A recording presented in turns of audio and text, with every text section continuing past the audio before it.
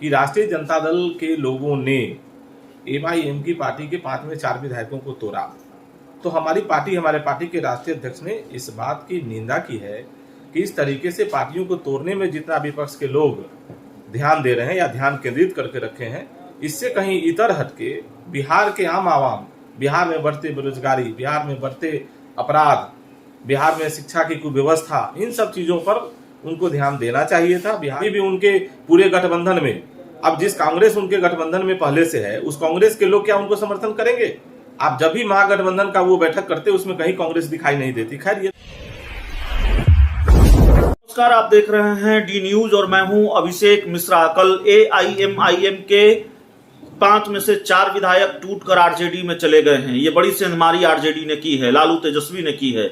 सवाल यह है कि क्या अब बिहार में तेजस्वी सरकार कैसे बनेगी? तेजस्वी यादव के पास गणित अब भी नहीं है, लेकिन सोशल मीडिया पर यह बात लगातार चल रही है। आरजेडी के नेताओं का यह दावा लगातार रहा है कि बिहार में बड़ा खेला होगा, तेजस्वी यादव मुख्यमंत्री बनेंगे।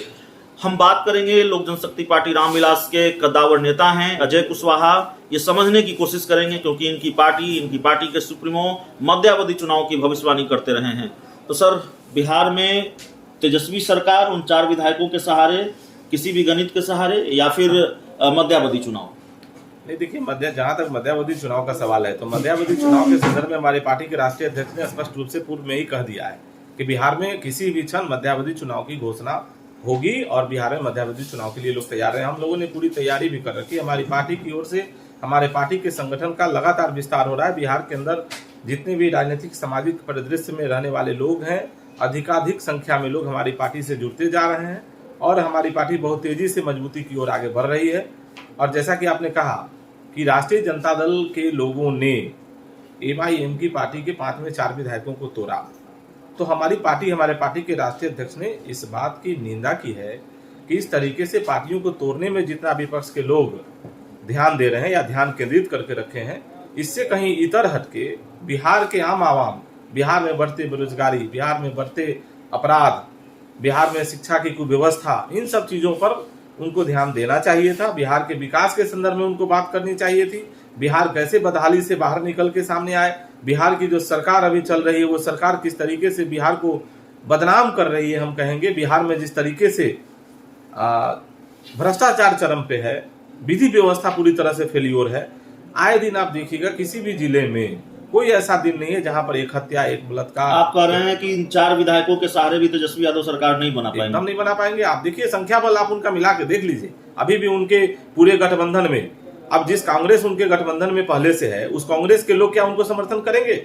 आप जब भी महागठबंधन का वो बैठक करते उसमें कहीं कांग्रेस दिखाई नहीं देती। खैर, ये तो उनका मामला है, हम लोग उसके बीच नहीं जाएं, उनके जद में हमको जाने की आवश्यकता भी नहीं है। तेजस्वी यादव से इतनी नाराजगी क्यों? नहीं, कोई नाराजगी नहीं है हम लोगों की, कोई किसी से नाराजगी नहीं है। हम लोग भी, आप देखते होंगे, हम लोग, हमारे पार्टी के राष्ट्रीय अध्यक्ष जितना मुखर के इस सरकार के खिलाफ बोलते हैं, और जब वैसी परिस्थिति आती है, अगर कोई गलत काम दूसरी पार्टी के लोग करते हैं, जैसे आपने कहा कल राष्ट्रीय जनता दल ने एमआईएम के 4 विधायकों को तोड़ा, हमारे पार्टी के राष्ट्रीय अध्यक्ष ने स्पष्ट रूप से कहा कि ये अच्छा नहीं है, इस तरीके का कार्य नहीं होना चाहिए। आपको लगता है विपक्ष की सही भूमिका नहीं निभा रहे हैं? तो निश्चित रूप से विपक्ष की भूमिका में बिहार के आम जनों से अगर आप पूछिएगा तो आज की तारीख में हमारे एक भी विधायक बिहार विधानसभा में नहीं है। उसके बावजूद विपक्ष की भूमिका अगर आप बोलेंगे तो मुखर के अगर कोई व्यक्ति सामने है तो वो पार्टी है लोक जनशक्ति पार्टी रामविलास और उसके राष्ट्रीय अध्यक्ष चिराग पासवान। क्या तेजस्वी यादव नीतीश कुमार को लेकर भी सॉफ्ट नजर आते हैं हाल के दिनों में?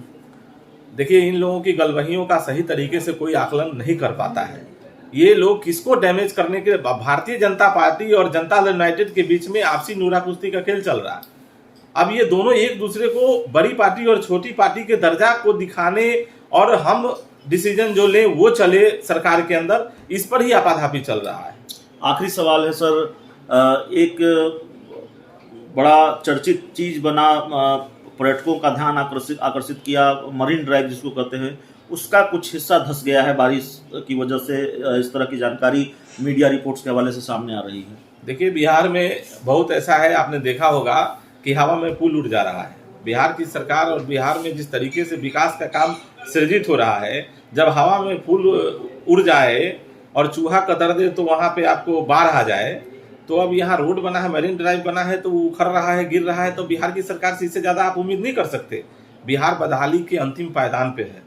आने वाले समय में बिहार, नीतीश कुमार जी ने बिहार को इतना पीछे धकेल दिया है कि आने वाले समय में जो भी व्यक्ति बिहार की बागडोर में आएगा उसको एक बहुत बड़ी चुनौती होगी और उस चुनौती का सामना करना पड़ेगा। और ये सरकार अभी जो चल रही है बिहार में, ये जोड़ तोड़ के सरकार चल रही है। ये रोज आपको सुने, आए दिन आप सुबह सुबह जब उठते हैं तो आपको पूरे दिन ये चर्चा का विषय बना होता है कि क्या ये सरकार गिरेगी या रहेगी।